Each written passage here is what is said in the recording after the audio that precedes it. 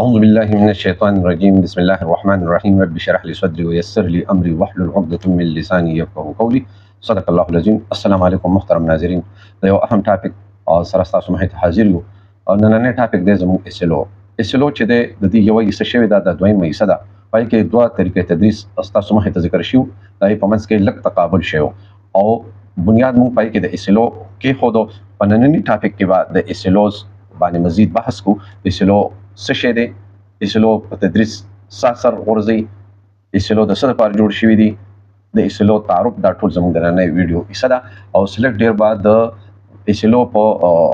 تفهیم باندې پوه کوو او چې اسلو به حاصلوئ څنګه، او اسلو کې چې کوم اهداف دي د هغې اهدافو ذکر به کوو او د هغې اهداف نه به چې دی معلوم چې د دې اهداف نه شاته مقصد څه دی.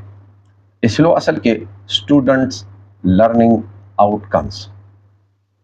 د دې په اردو کې معنی دا ده حاصلات تعلم. په پښتو کې موږ دا ویلی شو نچوړ د تدریس، یعنی ستا د آموزش، ستا د تدریس نچوړ به څه وي، د هغې نه کچ شملې دې وشاربلې، د هغې کچ څه دي، مغز یې څه دی، دا اسلو دی بس په لنډه ژبه کې. اوس زموږ په دغه کې چې دی په تعلیمي سلسله کې دا څه شی دی، هغې ته اوس راځو، په هغې ته سره خبره کوو. د تدریس چې څومره اکټیویټیز دي یا سرګرمۍ دي، دا چې دی د دې دپاره دغه کېږي چې څه مقاصد دي، د هغې اصول دی. نو د هغې دپاره اسلوز تشکیلیږي چې ماشومان یعنی طلبه د دې قابل شي چې دی دغه اهداف حاصل کړي. د اسلوز چې کله مرتب کېږي، په هغې کې د ماشومانو عمر، د هغې خصوصیات، ذهني سطح دا مخې ته خامخا ساتلی شي او د دغې اهدافو چې کوم مقرر شي په اسلو کې، د هغې د حصول دپاره طلبه جمع معلم په شریکه کوشش کوي او د هغې حاصلوي. کمره جماعت کې د تدریس د خپل ټاپک دوران کې چې څومره سرګرمۍ کېږي، دا د اسلو په دایره کې دننه کېږي، خو د هغې دپاره دا لازمي ده چې د اسلو نه خبري. په جدید نصاب کې چې د اسلو په هر ټاپک چې دی د هغې مخې ته لیکلي شوي، دا د دې لپاره لیکلي شوي چې د مدرس او د شاګرد، د متعلم او د معلم دواړو ته خپل اهداف چې دی هغه معلومي او د هغې اهداف دپاره په شریکه باندې هغوی کوشش کوي. دغه اهداف چې دی او دغه اسلوز د دې په بنیاد باندې د تدریس جانچ پړتال هم کېږي، ورسره نتایج چې دی هم په دغې اسلو بیس باندې مرتب کېږي. هغې ته یا کامیاب تدریس ویلی شي یا ناکامه تدریس ویلی شي. په اسلو کې چې دی دا خبر پیش نظر ساتلی شي چې په دې کې مرکز چې دی د معلم په ځای باندې متعلمي، ټولې سرګرمۍ، ټول اکټیویټیز چې دی دا د متعلم نه چاپېره ګرځي، دغه مرکز نگاهي.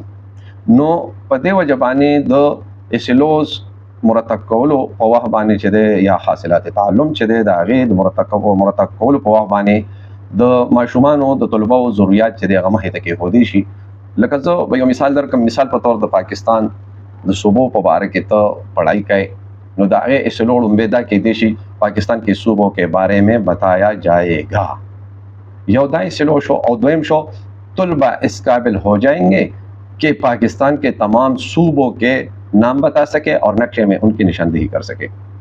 دا ته نه صرف ما یو دوه اسلو د مشرتي علوم په بیس باندې واغستو، اردو علوم راځو.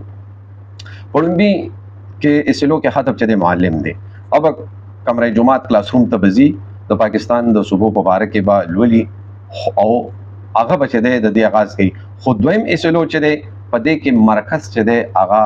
طلبا دي چې هغه د صوبې په باره کې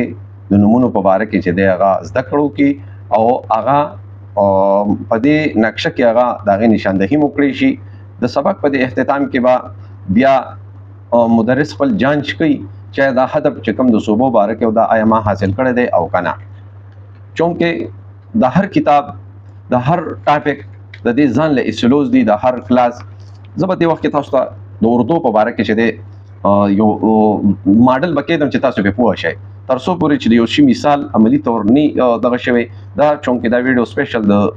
ټیچرز دپاره ده، نو لہذا عملی طور به یو سبق مخې ته ماډل په طور کېدم او بیا به د هغې اسلوز تشکیل کو او د هغې اسلوز هدف چې کوم دي پوینټس چې دي هغه 1 by 1 چې دینه مقصد څه دی نو د اسلو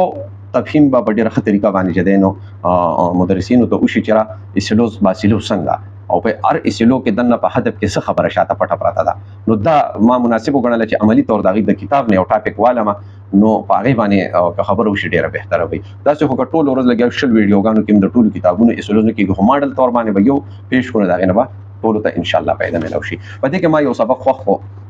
دا کم کلاس دی دا دوم کلاس دی چونکه پرایمری زموږ ټارګټ دی په دې کې چې د اردو دا اردو یو بنیادی کتاب دی سبق نوم دی پیارے رسول خاتم النبیین صلی الله علیه وسلم دریم سبق ته غالبا په دې کې چې د حاصلات تعلم چې د ماهرین داسې قسم یې هری اس سبق کی تکمیل کے بعد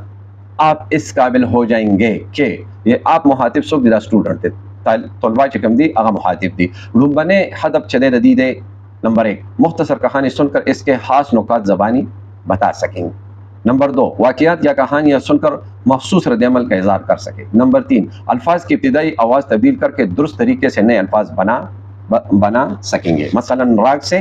ر ہٹا کر س لگا کر سا 4 نمبر 1 منٹ میں کم از کم 40 اختراعی ہجوں والی بےمعنی الفاظ پڑھ سکے 5 جملے میں فعل کی پہچان کر سکے 6 5 سے 7 جملوں پر مشتمل مربوط عبارت لکھ سکے 7 اپنے گھر سکول اور ارد گرد کے ماحول کے بارے میں 5 سے 7 جملے تحریر کر سکے 8 لائبریری میں اپنے پسند کی کتاب منتخب کر سکے د دې سبق چې د 8 اسلو دي دا د سبق په آغاز کې دي نو چې مدرس دا وګوري او په دې ځان پوه کی دا د حصول له د نننی سبق د نننی سبق د په 2 ورځې کې مو ویلی شي 3 کې مو ویلی شي سلور کې د سبق طوالت او دغه ته د ورځې کار نه دی خو ساتي به دا اته خبرې مهته دا د حصول لی اوس په دې کې چې د استاد کنفیوز کیږي چې لکه مثال پته دړمبه هدف چې د مختصر کہانی سن کر اس کے خاص نکات زبانی سنا سکے د دې نو فائدہ صحیح د دې ګور زبان دانی مقصد دی د جبه چونکه اردو جبه دا لینګویج دی نو په دې مختصر کہانی خاص نکات چې د زبانی ویل سری یعنی د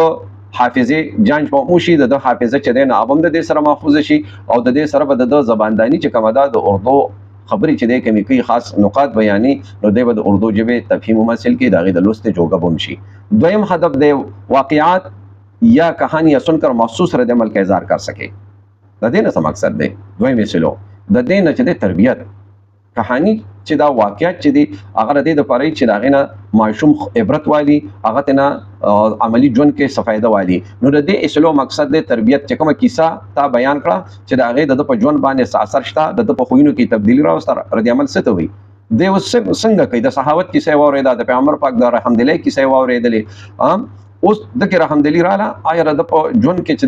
د دې کیسې اثر شته نو د زباندانه سره سره تربیت هم اهم چیز دی بلکې اهم چیز خو تربیت ته په پرایمری په لیول نو دا به استاد نه ری چې د دې سبق کې کم سبق موزیده یا نصیحت اغستلی چوڑ کې داغه نصیحت ولې او د ژوند دغه پر ژوند کې چې د داغه په شخصیت کې چې د هغه ښکار شي د ستاره دویم اسلو مقصد چې دغه شو دریم ستا چې د الفاظ کی ابتدائی آواز تبدیل کر کے درست طریقے سے نئے الفاظ بنا سکے ذخیره الفاظ کې اضافه ده یو ژبه د زده کړې لپاره بنیادی شیز ذخیره الفاظ دی نو د ذخیره الفاظ د اضافه لپاره دا لازمی ده چې دا کوم هدف ته چې د حاصل کې نمایشون په ذخیره الفاظ کې به اضافه کیږي دغه شانت چې د پدې کې بل د الفاظ کی ابتدائی آواز تبدیل کر کے درست طریقے سے نئے الفاظ بنا سکے مثلا راگ سے ر ہٹا کر س لگا کر ساک بنائے یعنی ور داغه چې د دو ارکان سازی بم دی وکړي شي پدې کې بچ دی د نوې الفاظو چې څنګه منغوي داغه به د دغه کې اضافه وشي په حافظه کې د په ذخیره الفاظ کې نو ستا د 3 نمبر دغه چې د اسلو هدف مقصد دا دی د 4 نمبر 1 منٹ میں کم از کم